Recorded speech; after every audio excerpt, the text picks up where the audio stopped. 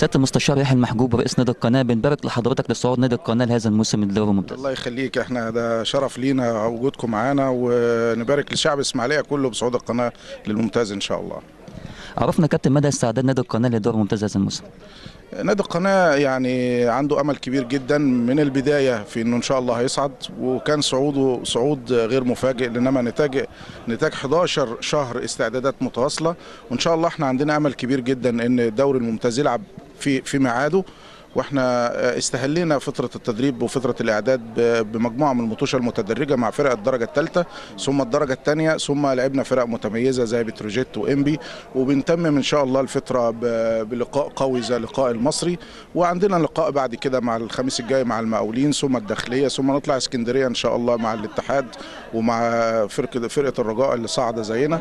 يعني ان شاء الله كده احنا بنقول للناس هتشوفوا قناه جديده، هتشوفوا قناه جدير بان يرجع امجاد الناس العظماء السابقين ان شاء الله. هو بصراحة سيادة المستشار نادي القناة وحشنا في الدوري الممتاز.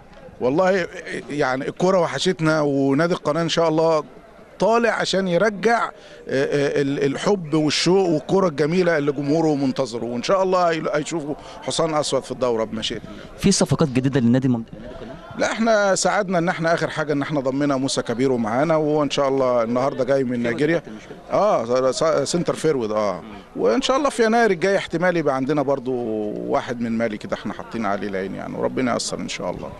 سيادة المستشار يحيى، في ظل الأحداث الرهينة الموجودة في البلد، هل تتوقع انطلاق الدوري هذا الموسم؟ الدوري ان شاء الله هتلعب في ميعاده، لازم البسمه تعود لشفاء الجماهير المحبه لكره القدم، لازم الهواء النظيف يرجع تاني، ولازم الرياضه ترجع تاني. وانا شايف الحكومه وشافوا الوزاره عندها اراده فعليه ان الدوري ترجع، والناس عندها شوق وعندها قدره وعندها اراده ان الدوري يرجع تاني، والمثال اهو دلوقتي اهو كره جميله وجمهور جميل والامور ماشيه كلها حلوه اهي، فايه اللي يخلينا ما نرجعش؟ لا ان شاء الله الدوري هيرجع ويرجع في ميعاده، وهيبقى احسن من الاول ان شاء الله. يمكن تلعب يعني تصوري ان الموسم الاولاني الهاف سيزون يعني تلعب من غير جمهور لغايه بس ما الامور تستتب، ثم ترجع الامور تدريجيه، يعني يصرح في الدخول مثلا عدد معين من الالاف بحسب نقول النطاق الجماهيري لكل نادي، وبعدين الامور ترجع طبيعيه خالص. يعني حرام صناعه الرياضه والناس اللي شغاله في المجال ده اللي بتقدر بالملايين والجمهور اللي بيعتبر الرياضه ده متنفس. كفايه هموم بقى، احنا عاوزين نضحك وعاوزين نتفرج وعاوزين نستمتع.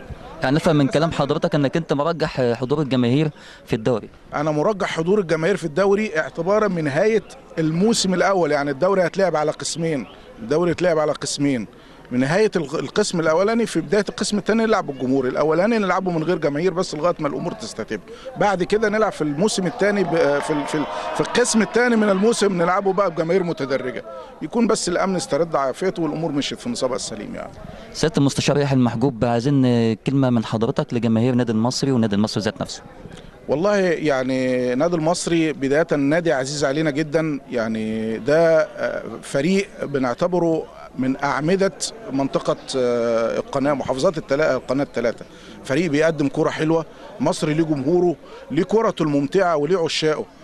وانا بقول له معلش، بقول للجماهير انتوا اتظلمتوا باحداث، انا اعتقد ان انتوا اعتقاد جازم انكم انتوا ما كانش ليكم يعني يد فيه، ودبر لكم حدث جيتوا انتوا فيه في الطريق بالصدفه، لكن ان شاء الله ربنا يظهر الحق، وان شاء الله المصري هيرجع بجماهيره الوفيه المؤدبه المحترمه عاشقه الكوره، لان احنا بنعتبر جماهير المصري وجماهير الاسماعيلي او جماهير القناه بصفه عامه من الناس اللي مش بتشجع كوره، بتعشق الكوره، يعني الكوره مكون اساسي في خلايا جسمها كده، فما تقدرش تستغنى عن الكوره ابدا. فبقول لهم معلش يا محنه وتعدي، وان شاء الله نثبت للناس كلنا ان احنا جماهير محترمه زي ما الناس كلها عارفه، جماهير مشجعه للكوره، جماهير محبه للكوره، وترجع الامور في نصابها ان شاء الله.